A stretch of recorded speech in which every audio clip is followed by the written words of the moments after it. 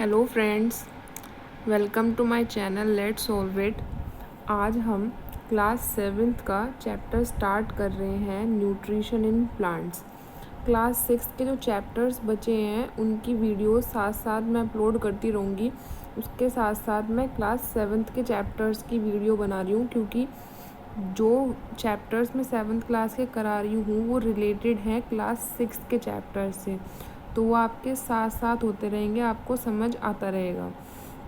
तो क्लास 6 में आपने चैप्टर पढ़ा था why do we need food, हमें फूड की ज़रूरत क्यों है। तो उसी का ही हम 7th में पढ़ेंगे, न्यूट्रिशन इन प्लांट्स। तो इस चैप्टर को हम स्टार्ट करते हैं। चैप्टर को समझने के लिए वीडियो को लास्ट तक देखें, जिससे कि आपको सभी टॉपिक्स ईजीली क्लियर हो जाएं। All living organisms require food. Plants can synthesize food for themselves, but animals, including humans, cannot. They get it from plants or animals that eat plants. Thus, humans and animals are directly or indirectly dependent on plants. यानी कि सभी organisms को food की ज़रूरत है अपने survival के लिए। तो जो ये फूड की ज़रूरत है इसको प्लांट्स तो खुद बनाते हैं, लेकिन एनिमल्स, जो दूसरे जानवर हैं, चाहे उसमें ह्यूमन ही क्यों ना हो, वो अपना खाना खुद नहीं बनाते। वो अपना खाना जो है वो प्लांट्स से लेंगे या फिर एनिमल्स से लेंगे।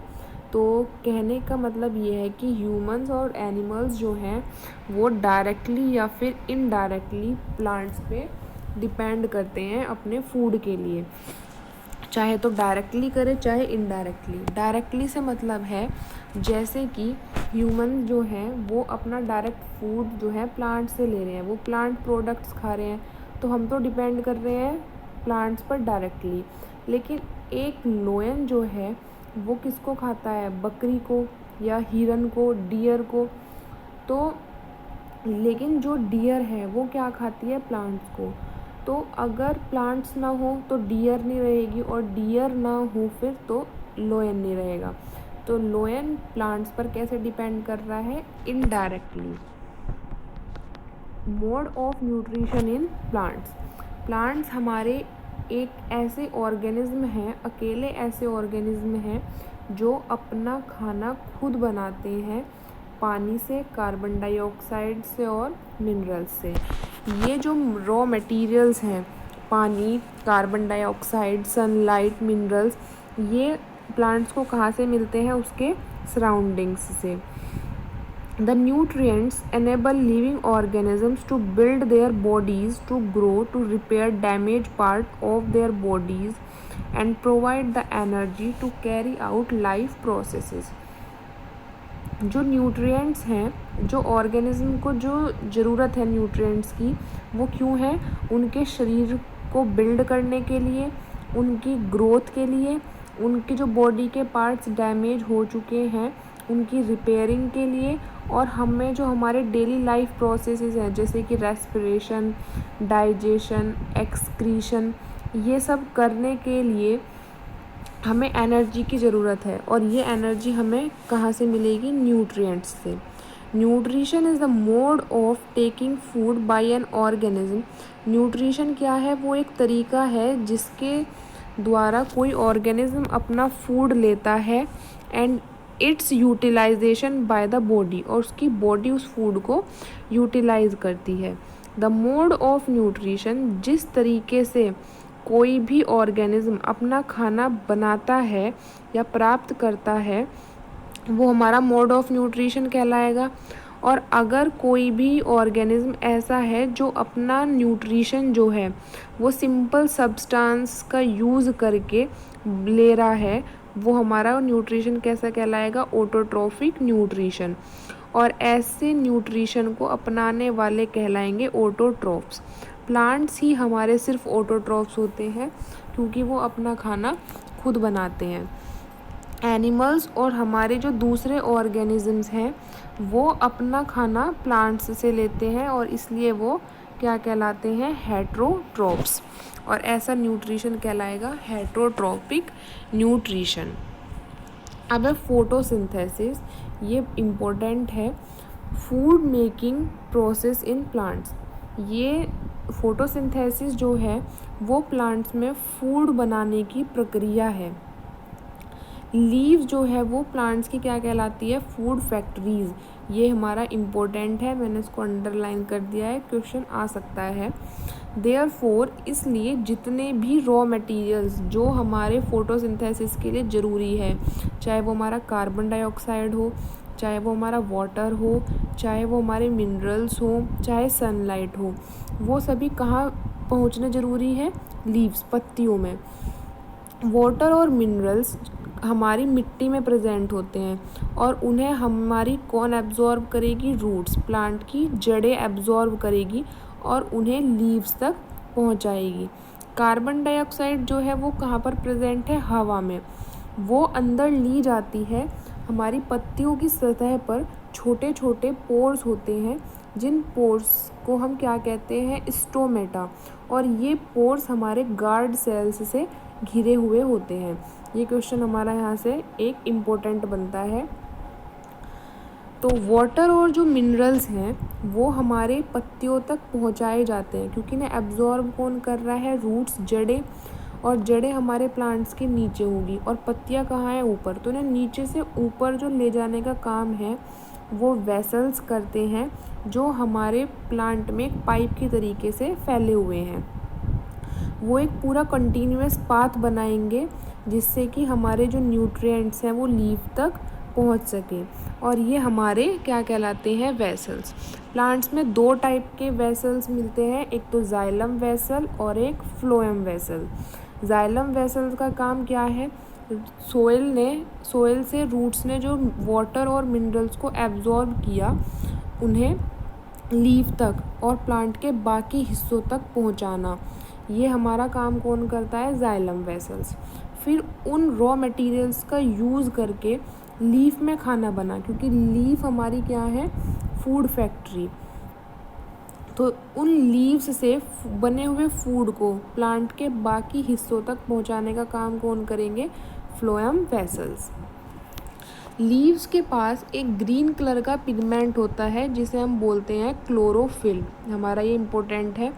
It helps leaves to capture the energy of the sunlight. ये क्लोरोफिल जो है पत्तियों की हेल्प करेगा सनलाइट को ट्रैप करने में, और जो ये एनर्जी उसने ट्रैप की क्लोरोफिल ने, इसे हम यूज़ करेंगे कार्बन डाइऑक्साइड और वाटर से फूड प्रिपेयर करने में। अब फूड जो है वो हमारा किसकी प्रेजेंस में बनता है? सनलाइट की प्रेजेंस में, इसलिए हम उसको बोलते हैं फोटोसिंथेसिस। फोटो का मतलब लाइट और सिंथेसिस का मतलब बनाना। तो लाइट के प्रेजेंस में जो चीज़ बनेगी तो वो हमारा क्या कहलाएगा? फोटोसिंथेसिस। एक यहाँ से हमारा एक टॉपिक आता है कि जो लीव्स एनर्जी ले रहे हैं वो उसे कहाँ से मिल रही है? सन से, और उस सन एनर्जी को वो फूड के रूप में स्टोर करेंगे। तो हमारा जो सन है वो सभी ऑर्गेनिज्म के लिए एनर्जी का क्या कहलाता है? Ultimate source. अगर फोटोसिंथेसिस ना होता तो आप इमेजिन कर सकते हो कि क्या अर्थ पर लाइफ प्रेजेंस होती? लाइफ की प्रेजेंस होती, लाइफ प्रेजेंट ही ना हो पाती। In the absence of photosynthesis, photosynthesis की एब्सेंस में there would not be any food, कोई फूड ही ना होता, और जितने भी हमारे ऑर्गेनिज्म हैं जो डायरेक्टली और इनडायरेक्टली डिपेंड करते हैं प्लांट्स के बने हुए खाने पर, वो सरवाइव ही नहीं कर पाते। अब हमारा इसमें नेक्स्ट टॉपिक है कि फोटोसिंथेसिस के दौरान chlorophyll containing cells of leaves की वो सेल जिनमें हमारे क्लोरोफिल प्रेजेंट है, वो सनलाइट की प्रेजेंस में कार्बन डाइऑक्साइड और वाटर का यूज़ करके कार्बोहाइड्रेट बनाती है। फूड किस फॉर्म में बनाते हैं प्लांट्स अपना? कार्बोहाइड्रेट, स्टार्च की फॉर्म में। ये हमारी इक्वेशन है जो इम्पोर्टेंट है। Carbon dioxide plus water plus sunlight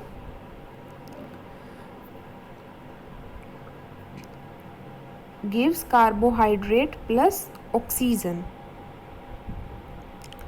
During the process इस प्रोसेस के या इस प्रक्रिया के दौरान ऑक्सीजन बनती है, यानी ऑक्सीजन रिलीज होगी।